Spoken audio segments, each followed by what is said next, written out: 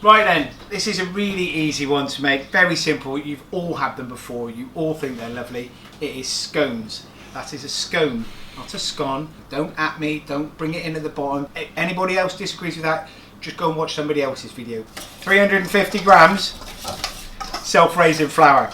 Now, you can sift it if you like, or you can give it a whisk, right? Now, whisking it will break up those crumbs anyway. And then into that, I'm going to put 1 teaspoon of baking powder, okay?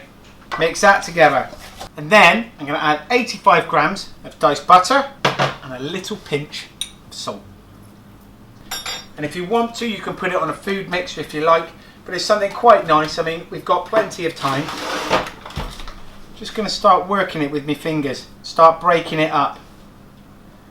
You kind of get to that breadcrumby stage. Just get on with it. You can stick the radio on if you like, chill out, have a bit of the telly on in the background. You want to make sure that all that butter begins to break up, and it does take a while.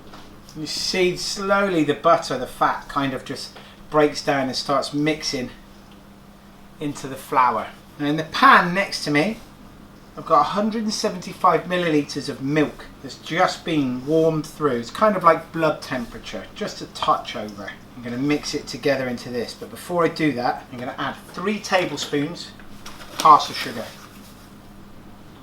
And then here I've got a slice of lemon. I'm just going to add just a little squeeze of lemon juice into the milk. Then I'm going to add the milk to my flour mix. And get your hands back in. I'm just going to form our dough mix. So now you can see that the mix has come together, okay? Smooth it out just a little bit. Now if you want to, you can roll this, but I'm not going to do that. I'm just going to use my hands, and on a chopping board, a bit of flour, and I get my scone mix. Now I want it to be, what do you say that is, 3-4 centimetres high? That's kind of what I'm looking for. They'll bake up a little bit more. I'm going to cut them out with cutters, so I'm going to use a cutter that sort of size. Now the thing about cutters, when you put it in, you don't want to twist, alright? You'll twist the dough, but it'll go a funny shape. That's when you get them lopsided-ish. Scone, out, pop it straight on. Okay, so I've got 5 scones there. This dough, I'm going to re-roll, and you can probably re-roll it once, twice. You'll be looking, it'll be a little bit overworked and they won't be as great, okay? We'll see if we can see the difference in the dough when it bakes. Right then. Now, we want to kind of want to put a wash on them. So here, just got yolks, okay? 2 yolks, just been beaten, broken up with this pastry brush. Put a very simple glaze on the top, okay? Okay, and then go back and give it just a secondary kind of glaze on the top, right? Just this, all these little bits now, this sort of thing will make the difference between these scones looking good and looking great.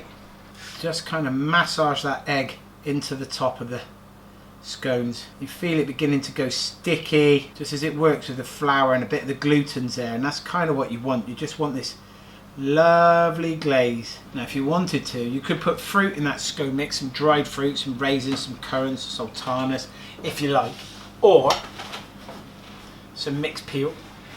The oven's 200 degrees centigrade. In it goes 10 minutes. Right then, to go with these scones, instead of jam, I'm going to do some beer poached strawberries. Hot pan, some real ale. That pan was hotter than I thought it was going to be. And then into that, I'm going to put probably 1-2 tablespoons of golden syrup. Put that back onto the heat. We're going to bring it to the boil, and we're going to reduce it down, okay? So we've got these lovely beery hops kind of flavours that come from that real ale, and the sweetness from golden syrup, absolutely delicious. And then as that's coming to the boil, cinnamon stick, and infuse those flavours. We just want to turn that heat down just a little. It's a rapid boil I'm looking for, but one that rolls, one that helps it kind of, that's it, we're on now, we're on. Strawberries, amazing, okay? I'm going to try, keep them, large ones like this in half, slightly smaller ones like this, going to keep them whole. You want all the bubbles to kind of disappear from the beer. You don't want it to have any of that kind of like the foamy head on that you might have on a pint of beer. You want all of those to disappear, so you've got this lovely syrupy flavours. tastes amazing. That golden syrup is absolutely delicious. Okay, so you can see it's kind of on a rolling boil, and it's now quite much more syrupy rather than beery, if that's a real word. And then at this point, I'm just going to throw in my strawberries and let the sweetness kind of just infuse into those strawberries, and the heat just begin to break them down. I'm actually going to turn the heat off and just let them to soak up some of that flavour. Little splash of red wine vinegar, and then I'm going to put a lid on. I haven't got like a real lid. I'm just going to stick that on and leave them to one side just to cool. That simple. Look at these guys. Yes, they look great, don't they? Now you can see the three that were the re-roll. They're just slightly different. They're slightly twisted, okay, but they still look great. I'm going to put the scones onto the rack to cool.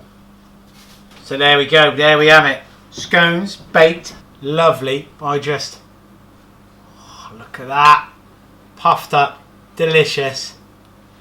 Onto that big blob clotted cream. Served with it some of these beer poached strawberries. Look at them. Sweet, syrupy, malty, bit of an alternative to jam. A really lovely alternative to a clotted cream tea. Scones, jam-ish, clotted cream, amazing, simple to make, super tasty.